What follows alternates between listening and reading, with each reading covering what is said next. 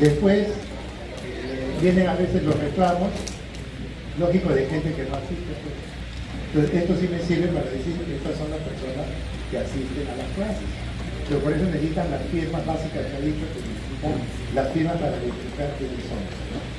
Entonces, por eso es importante que el que asiste, pues esperamos que salga con mejor calificación. No todos asisten, pues no podemos hacer eso.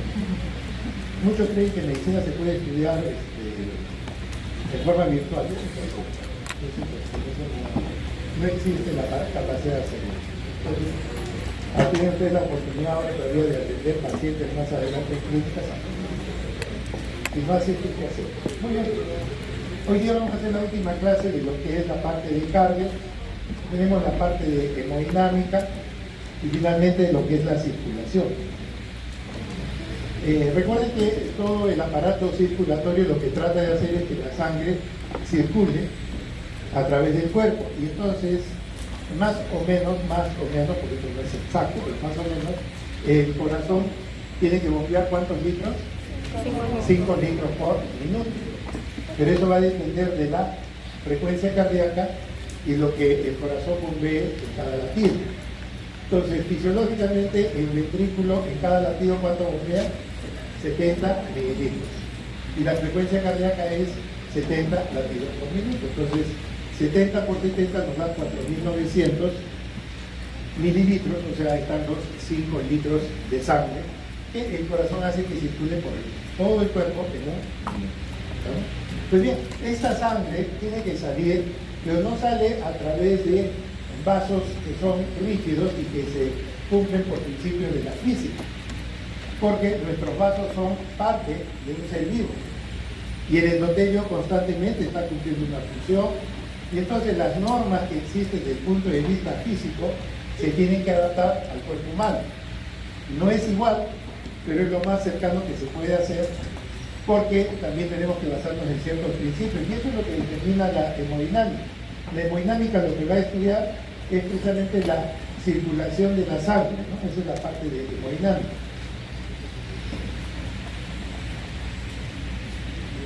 Entonces, el corazón funciona como un motor. Primero tiene que recibir sangre para bombear sangre. Y si bien nosotros recibimos la sangre, lo que se llama el llenado ventricular, este llenado del ventrículo sucede de radiación. Y dependiendo de cómo se llene ese ventrículo, cuánto se llene el ventrículo, este ventrículo, por la ley de Frank-Starling, va a bombear la sangre hacia todo el cuerpo. Pero no piensen que la sangre sale del corazón y todos van a recibir la sangre. No, hay fuerzas que se oponen a que la sangre avance a través de las arterias. Entonces hay que entender que esto no es tan sencillo. Por un lado yo tengo el volumen de sangre que llena el ventrículo. ¿Cómo se llama eso? Toda la cantidad de sangre que va a entrar al ventrículo lo que se llama la precarga. Dependiendo de ese ventrículo, cuánto volumen llena, por la ley de quién? De Frank-Starling, va a bombear más o va a bombear menos. Y esta sangre va a salir contra unas fuerzas que se oponen, entre ellas está la resistencia vascular periférica, que es la poscarga. Entonces, 3 elementos: precarga, ley de Frank-Starling y poscarga. ¿Estamos? Muy bien. ¿Qué es lo que vamos a tratar de hacer? Vean ustedes que este es un sistema cerrado. O sea, del corazón sale la sangre a través de las arterias, regresa a través de las venas y nada más. No existe un sistema abierto como puede suceder en algunos animales. En el caso de nosotros es un sistema cerrado de circulación. Pues bien, a través de la hemodinámica se trata de entender una serie de fenómenos que van a suceder a través de la circulación de la sangre. Y entonces la hemodinamia tiene que ver 3 elementos que están participando. Uno es la sangre, porque es la que se va a mover. 2 es la resistencia que generan los vasos sanguíneos a que la sangre avance. Y tercero, es que la sangre se puede mover gracias a qué cosa. ¿Qué es lo que hace que la sangre se mueva en nuestro sistema circulatorio? las gradientes de presión. De más presión a menos presión. Eso es lo que sucede. Todo el organismo lo que trata es que la sangre circula y circula porque hay una gradiente de presión. Y la sangre va a ir de más presión a menos presión. Entonces, tres son los elementos que tenemos que tener acá en juego. La sangre, los vasos sanguíneos que generan una resistencia y finalmente la gradiente de presión. ¿Vamos? Bien, en lo que se refiere a la cantidad de sangre que nosotros vamos a tener en el cuerpo, que en promedio tenemos 5 litros de sangre en el cuerpo, los cuales van a circular. Y van a circular y podemos tomar cualquier punto de referencia y lo que tenemos que medir es cuánta sangre pasa en relación a ese punto en una unidad de tiempo, ¿no? Eso es lo que uno trata de decir. Entonces, el flujo sanguíneo, que ya sabemos que son 5 litros por minuto, va a depender, en primer lugar, del volumen de sangre que tenemos en relación al tiempo, porque esa es la manera como nosotros vemos la velocidad, el flujo de sangre, la velocidad de la sangre va a depender cuánta sangre se mueve en una unidad de tiempo. Generalmente la unidad de tiempo es un minuto. Esta es la forma como tenemos. Y esta es la fórmula por la cual se establece esto. Muy bien. Recuerden que la sangre es un tejido. Esto ya es fisiología. La sangre es un tejido. ¿O qué cosa es la sangre? ¿Ah? Para hacer un tejido, ¿qué es lo que necesitamos? Un conjunto de células, ¿no? ¿Cuáles son las células de la sangre? ¿Ah? El glóbulo rojo. El glóbulo rojo es una célula. ¿Quién está de acuerdo? ¿O quién no está de acuerdo? Para que sea una célula, ¿qué necesita tener? Un núcleo y un citoplasma. ¿En qué parte del glóbulo rojo está el núcleo? No hay núcleo. Sí, pero lo que se necesita es núcleo y citoplasma. Por lo tanto, el glóbulo rojo no es una verdadera célula. ¿Qué podría ser una verdadera célula? La plaqueta. La plaqueta es un resto celular del megacariocito. Recuerden que el megacariocito tiene una serie de pseudópodos que se van rompiendo y son las plaquetas. ¿Pero qué es una plaqueta? Es un resto celular. ¿Qué otra célula nos queda? El glóbulo blanco. ¿El glóbulo blanco es una célula de la sangre? No. Usa la sangre para poder ir a defendernos, porque esa es su función de los glóbulos blancos, defensa. Usan la sangre, viajan a través de la sangre y van a actuar en un órgano a distancia donde se necesita. Entonces vean ustedes pues que en realidad la sangre no es un tejido. Lo que es un fluido. Es un fluido.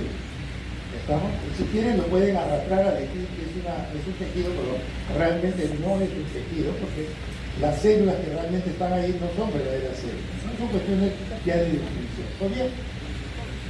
Nosotros tenemos que ver los fluidos nosotros los tenemos que dividir en los fluidos ideales, que son las que se norman pues en relación a un laboratorio. Pero eso no es lo que pasa en nuestro organismo, pues, porque nuestro organismo no es un laboratorio. Entonces, todos los principios físicos que sabemos que se adaptan a una teoría física, digamos, no funcionan en nuestro cuerpo, porque nuestro cuerpo es un ser vivo. Entonces, nuestro organismo, más bien, vamos a tener que la sangre es un fluido, pero es un fluido real. ¿Por qué? Porque esa sangre va a tener que moverse con cierta viscosidad a través de ciertos vasos sanguíneos que generan una resistencia. Y eso no se ve en un tubo de experimento. O sea, por eso es que nuestro fluido, la sangre es un fluido que se llama un fluido o un líquido real. ¿Estamos? Ahora, hay una forma de dividir a estos fluidos, lo que se denominan los que son homogéneos o los fluidos que son heterogéneos. ¿Cuál es la diferencia? Si ustedes ven allí, los fluidos homogéneos son los que muestran una viscosidad constante. Se mantiene con ciertas características, pero que se cumplen en forma regular. Entonces, un fluido que es homogéneo, por ejemplo el agua no va a cambiar porque siempre es agua. Pero sin embargo, hay otros fluidos que son heterogéneos. Y ahí es donde nosotros vamos a tener, por ejemplo, la sangre. La sangre no es una constante. La sangre va a tener que tener elementos formes de la sangre, glóbulos rojos, blancos y plaquetas, elementos formes de la sangre, no estoy diciendo necesariamente células, elementos formes de la sangre, y que van a estar en ciertas proporciones que pueden ir variando. Y entonces esto no se va a mantener en forma homogénea. Entonces la sangre es un fluido, sí, es un fluido que es un fluido heterogéneo. Partamos de eso. Y si tenemos un fluido, ese fluido va a avanzar a través de nuestras arterias o a través de nuestros vasos sanguíneos. Pero tienen que ver que el movimiento del fluido tiene que ser en forma de láminas, eso se llama flujo laminar. ¿Qué quiere decir esto? No es muy difícil de entenderlo. Si nosotros estuviéramos saliendo todos apretados a través de una puerta, el que está en contacto con la pared o está en contacto con la puerta, no va a poder avanzar rápido porque hay una fuerza que se le opone. En cambio, los que están en medio avanzan más rápido.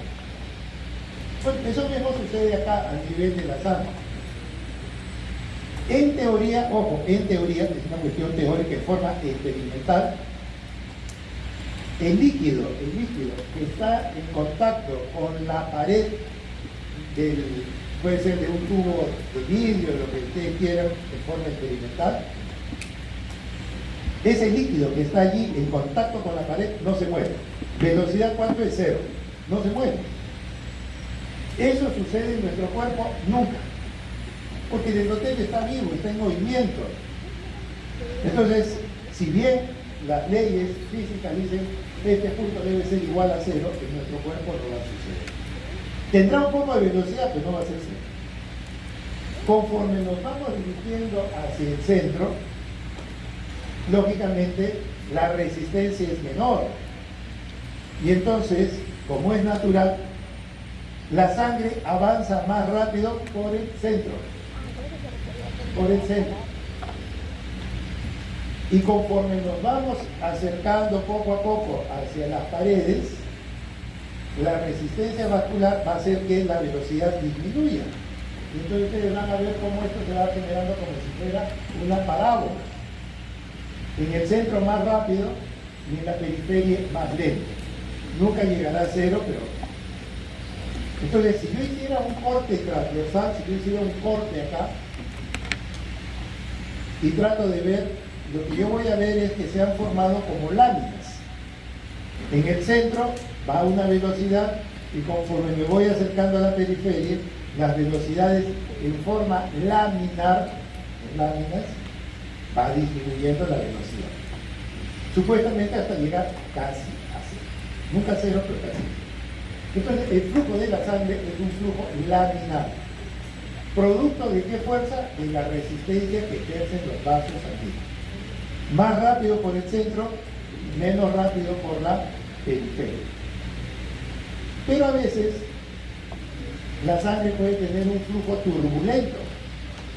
Se generan remolinos por ciertas características, pero son las dos posibilidades que puede tener la sangre. O va en forma normal, en láminas, o va en forma turbulenta. ¿Vamos? Pero vean ustedes que este flujo laminar lo que va a determinar en la parte inferior, vean, que lo que está en el centro avanza más rápido y de ahí poco a poco va disminuyendo, dando la imagen más o menos de una parábola. Si ustedes ven ahí es como si fuera una parábola. En el centro más rápido, y conforme vamos avanzando, la velocidad va disminuyendo en forma laminar, en forma de filo. Pero vean ustedes que en teoría la velocidad de la parte superior, la velocidad debe ser 0, en teoría, en nuestro cuerpo no sucede. Pero nuestra circulación debe ser en forma de láminas. En el centro más rápido, en la periferia menos. Y entonces se genera ese tipo de imagen, como una parábola. En el centro más rápido, en la periferia más lento. Y esa es otra forma de poder ver las láminas que se van generando en los vasos sanguíneos. Muy bien. Este es si yo hago un corte transversal. En la parte central, en el corte transversal ahí en amarillo, ahí la velocidad es más rápida. Conforme nos vamos dirigiendo hacia la periferia, se van a ir generando capas o láminas concéntricas. Y que conforme se van hacia la periferia, van a ser con una velocidad lo más cercano a cero. Nunca a cero, pero lo más cercano a cero. Ahora, ¿qué pasa si más bien hay una dificultad en el flujo sanguíneo? Pues lo que va a suceder es que la sangre ya no va a avanzar en forma laminar, sino que generará fenómenos de turbulencia. Y eso a veces produce ruido. Esos ruidos se llaman soplos. Yo puedo escuchar un soplo de una arteria si es que hay una obstrucción. Entonces, se puede escuchar cuando se produce una turbulencia, porque esa turbulencia genera un ruido que se denomina soplo. Pues bien, ¿qué elementos pueden hacer que el flujo sanguíneo se vuelva turbulento? Uno es que la sangre salga con mucha velocidad. Cuando la sangre sale con tanta velocidad puede producir un ruido y puede generar una turbulencia, porque está yendo a mucha velocidad. Pero no significa que hay obstrucción, nada, sino sencillamente la velocidad es muy rápida, es muy fuerte. Y eso, por ejemplo, se puede ver en los niños. Los niños, a veces el corazón es tan fuerte que uno pone el estetoscopio y escucha soplos. Son soplos de la infancia, no tienen mayor importancia. Pero es producto de la velocidad con que sale, porque el corazón de un niño es mucho más fuerte. Eso puede generar un soplo, sí. Lo más frecuente para que hayan soplos es que existan obstrucciones. Cuando hay una obstrucción, lógico, la sangre empieza a moverse generando una turbulencia, y por eso es que pueden haber soplos. Cuando hay una bifurcación, cuando el vaso sanguíneo se divide en dos o en tres, ahí también se producen turbulencias. No es lo mismo que uno avanzar en forma recta que estarse dividiendo, cambiando de dirección, eso produce también turbulencia. Y finalmente, si la superficie pues no es como debe ser totalmente una superficie lisa, pero si hay alguna rugosidad, ahí se puede generar también turbulencia. ¿Vamos? Pero estos son mecanismos que generan la turbulencia. Pues bien, hay un señor que fue Reynolds y él crea un número que se llama el número de Reynolds. Y bueno, esto es la fórmula que tenemos del número de Reynolds. No es necesario memorizar muchas cosas, pero sí algo que sí nos puede interesar en general. Uno es saber cuál es el número de Reynolds, o al menos para qué está sirviendo. Este es un número. Si es un número, no tiene unidades, porque no puede ser. Es un número. Pues bien, él estableció que si el número está por encima de 2000, se puede generar turbulencias. Es decir, se pueden generar también soplos. ¿Vamos? Y si el número de Reynolds sale menos de 2000, lo más probable es que el flujo sea normal, o sea laminar. Para eso sirve el número de Reynolds. Nos establece si el flujo sanguíneo es laminar o es turbulento. Y el parámetro que él pone es el número 2000. Si está por encima de 2000 puede haber turbulencia. Y si hay turbulencia puede haber soplo. Si está por debajo de 2000, eso es normal. ¿De dónde sale ese número? Bueno, ahí ustedes vean que el número de Reynolds va a depender, entre otras cosas, de la densidad de la sangre. Densidad de la sangre es cuán espesa o cuán fluida, cuán líquida es la sangre. No todos tienen la misma característica de la sangre. Por ejemplo, la gente que vive en la altura, por encima de 2.800 metros, ya se considera altura desde el punto de vista del organismo, porque tiene que adaptarse. Y conforme va subiendo por encima de 2.800 metros de altitud, nuestro organismo empieza a estar en contacto con la hipoxia. falta oxígeno. ¿Qué debe hacer la sangre? Aumenta nuestros glóbulos rojos. Y si aumentan mis glóbulos rojos, la sangre se vuelve más espesa, se vuelve más densa. ¿Estamos? Entonces, el número de reinos va a cambiar en la gente de la costa, así como sucede en la gente de la selva o en el caso de la sierra. Todo va a depender de ciertas características. Entonces va a depender uno de la densidad de la sangre, el diámetro de los vasos, que bueno, eso se va a mantener constante. La velocidad sí no es constante porque la velocidad cambia. Si yo aumento la velocidad de la sangre, el número de reinos sube o baja. Sube. Y si sube, puedo generar un soplo, sin necesidad de ninguna enfermedad. Pero ¿cómo puedo hacer que la velocidad vaya más rápido? ¿Cómo se hace? Acelerando el corazón. Si yo acelero el corazón, el número de reinos va a subir. Y de repente puedo poner el estetoscopio y a una persona corriendo le puedo escuchar un soplo que después no hay. Entonces, para eso es lo que nos sirve el número de reinos. Establece lo que viene a ser un flujo turbulento de lo que es un flujo laminar. ¿Vamos? Y el parámetro sigue siendo 2000, sigue siendo 2000. Ahora, un término que tenemos que ver en los fluidos es lo que denomina la viscosidad. Desde el punto de vista teórico, la viscosidad es la resistencia que opone cualquier líquido para ser deformado. Ustedes pueden ver cómo se forman las gotitas de agua, o por ejemplo, bueno, ahora ya no se usa